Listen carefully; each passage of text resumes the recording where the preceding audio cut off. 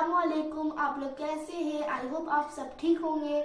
आज मैं आपके लिए लेकर आई हूँ अल्लाह के रसूल हजरत मोहम्मद सल्लल्लाहु अलैहि वसल्लम के बारे में। तो मैंने इनका भी पहले वीडियो बनाया था पार्ट 1 और पार्ट 2 का, तो मैं अभी बनाने जा रही हूँ पार्ट 3 का। तो चलिए शुरू करते हैं। हजरत खदीजा रजी अल्लाह अन्हा ने अल्लाह के इस पैगाम को कबूल कर लिया जो मोहम्मद सल्लल्लाहु अलैहि वसल्लम लाए थे। उन्होंने पैगंबर सल्लल्लाहु अलैहि वसल्लम की इनके कामों में मदद की। उन्होंने आप सल्लल्लाहु अलैहि वसल्लम को इत्मीनान दिलाया जब आप सल्लल्लाहु अलैहि वसल्लम रंजीदा होते। हजरत अबू बकर सदीक रजी अल्लाह अन्हु की दावत पर लोगों के एक गिरोह ने इस्लाम कबूल कर लिया और यह बाद में बहुत बड़ा सहारा साबित हुए। इस्लाम के लिए हजरत अबू बकर सदीक रजी अल्लाह अन्हु की खिदमत वाकई बहुत अजीम है। अब इब्तदा में थोड़े से लोग ईमान लाए थे। उनमें एक अच्छी खासी तादाद इन नौजवानों की थी जो मक्का के बड़े बड़े खानदानों से ताल्लुक रखते थे। इसकी खबर सारे शहर में फैल गई। हर जगह यह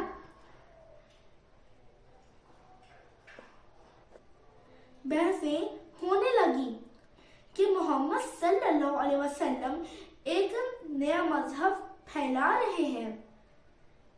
3 साल तक पैगंबर सल्लल्लाहु अलैहि वसल्लम ने इस्लाम का नाम खुलकर लोगों के सामने नहीं लाया, लेकिन अब अल्लाह के हुक्म के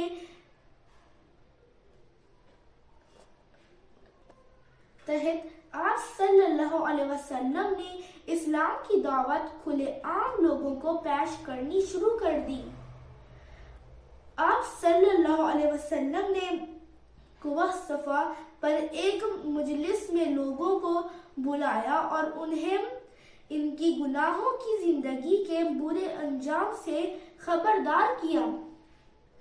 आप सल्लल्लाहु अलैहि वसल्लम ने इनसे कहा कि बुतों को अपना माबूद इबादत के लायक हस्ती या खुदा बना लेना बेवकूफ़ी की बात है। आप सल्लल्लाहु अलैहि वसल्लम ने इनसे बुत परस्ती छोड़ देने और एक अकेले अल्लाह पर ईमान लाने को कहा। इस पर वह बिगड़ उठे। उन्होंने आप सल्लल्लाहु अलैहि वसल्लम का मजाक उड़ाया, ताने दिए और अपने घरों की राह ली। अपने सारे खुदाओं को छोड़कर सिर्फ एक अकेले अल्लाह की परस्तिश करने की बात उन्हें बहुत बुरी लगी। उन्होंने कहा, यह कैसी अजीब बात है कि मोहम्मद सल्लल्लाहु अलैहि वसल्लम खुदा के पैगंबर होते हुए भी खाते पीते और बाजारों में चलते फिरते हैं। किसी फरिश्ते को हमें खबरदार करने के लिए क्यों नहीं भेजा गया और उन्हें कोई खजाना क्यों नहीं दिया गया? अगर 6 मालदार लोगों में से कम ही लोगों ने इस पैगाम को सुना, लेकिन गरीब और गुलाम थे जिन्होंने पैगंबर सल्लल्लाहु अलैहि वसल्लम के लाए हुए दीन को दिल से पसंद किया और आगे बढ़कर उसे हाथों हाथ लिया। मगर अब मुखालिफत शुरू हो चुकी थी। यह मुखालिफत कुरैश के नबी सल्लल्लाहु अलैहि वसल्लम और आप सल्लल्लाहु अलैहि वसल्लम के साथियों पर हंसीने और मजाक उड़ाने से शुरू हुई। फिर मारपीट और पत्थर मारने की नौबत आई। इसलिए तकरीबन 80 मर्दों और औरतों का एक गिरोह नबी सल्लल्लाहु अलैहि वसल्लम की इजाजत से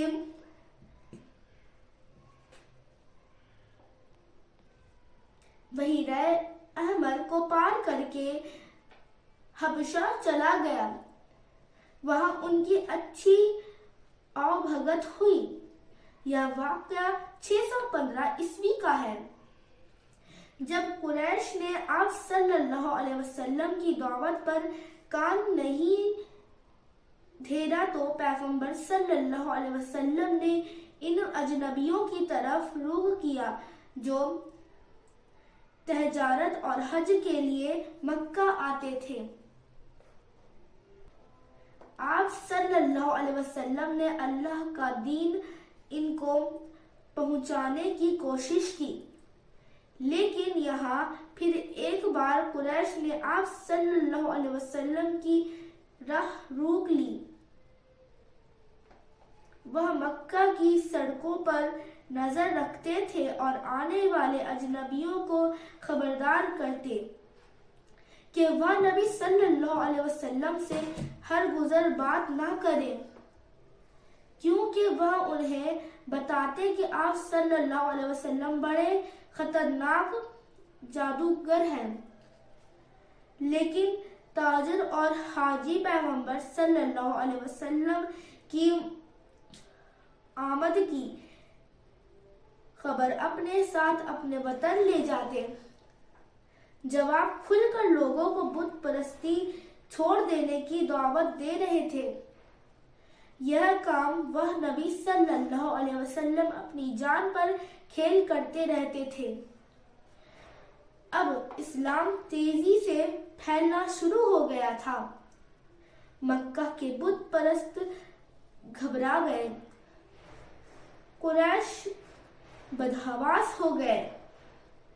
وہ کعبہ میں رکھے بتوں کے محافظ اور سرپرست تھے، جن کے پوجنے کو محمد صلی اللہ علیہ وسلم لوگوں کو منع کرتے تھے۔ صرف اتنا ہی نہیں بلکہ ان کی خوشی حالی ان حاجیوں پر منحصر ہوتی جو ان بتوں کی پوجا کے لیے آتے تھے۔ اور آخر قریش کے بعض بڑے لوگوں نے پیغمبر صلی اللہ علیہ وسلم کے چچا ابو طالب سے گفتگو کرنے کا فیصلہ کیا کہ ان سے درخواست کریں کہ وہ محمد صلی اللہ علیہ وسلم سے اپنے نئے مذہب کی تعلیم بند کر دینے کے لیے کہیں۔ ابو طالب اس سے بہت رنجیدہ ہوئے۔ انہوں نے نبی صلی اللہ علیہ وسلم کو بلایا اور جو کچھ قریش نے کہا تھا انہیں بتایا۔ نبی صلی اللہ علیہ وسلم نے جواب دیا، میں اللہ کی قسم کھا کر کہتا ہوں کہ اگر وہ میرے داہنے ہاتھ میں سورج رکھ دیں اور بائیں ہاتھ میں چاند اور مجھ سے اس کام کو چھوڑ دینے کو کہیں تو میں اسے نہیں چھوڑوں گا یہاں تک کہ یہ کام ہو جائے یا اس کو کوشش میں میری جان جاتی رہے۔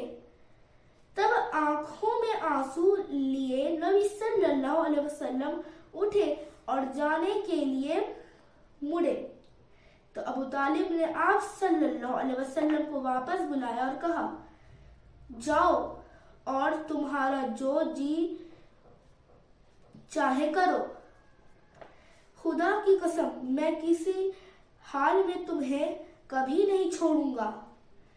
تو یہ تھی اللہ کے رسول حضرت محمد صلی اللہ علیہ وسلم کے بارے میں۔ آئی ہوپ آپ لوگ کو سمجھ میں آ گیا ہوگا۔